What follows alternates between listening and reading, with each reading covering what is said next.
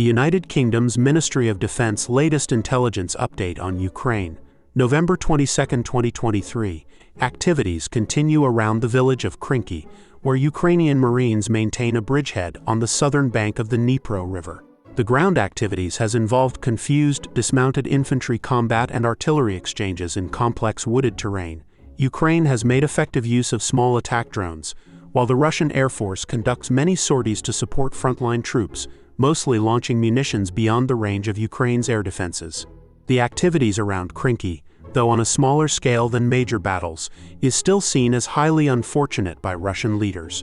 Russia withdrew from the northern bank of the Dnipro River a year ago, likely aiming to hold Ukrainian forces north of the river, keep the sector quiet, and free up Russian forces elsewhere. The Institute for the Study of War Russian Offensive Campaign Assessment.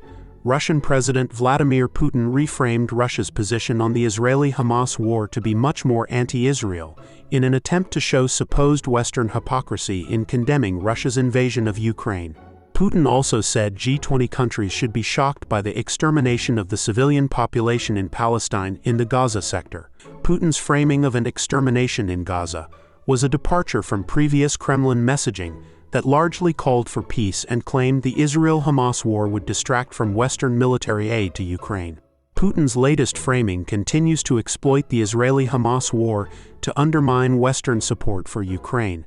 It also signals potentially increased Russian support for Iranian interests in the region and a greater willingness to antagonize Israel. The Institute for the Study of War key takeaways today. The U.S. reported Iran is supplying Russia with glide bombs and may transfer short-range ballistic missiles. The Kremlin appears concerned about the 2024 Russian presidential election outcome, despite Putin's alleged widespread approval. A top Russian official called for codifying an unspecified state ideology in the constitution, suggesting officials want to limit rights and pluralism.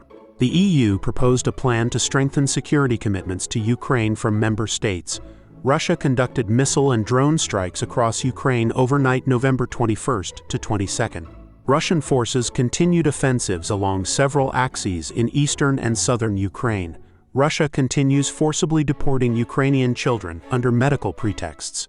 Ukraine's Armed Forces General Staff Update. On November 22, there were 58 combat engagements between Russian and Ukrainian forces. Russia launched missile, air, and artillery strikes across Ukraine, resulting in civilian casualties. Activities continue in eastern and southern Ukraine. Russia maintains forces near the borders and continues reconnaissance and shelling. Near Kupiansk, Russia conducted 12 unsuccessful attacks.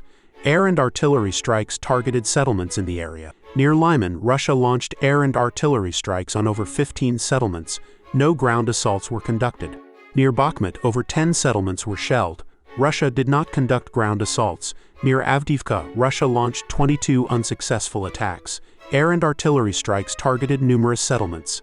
Near Marinka, 14 Russian attacks were repelled. Air and artillery strikes hit multiple settlements.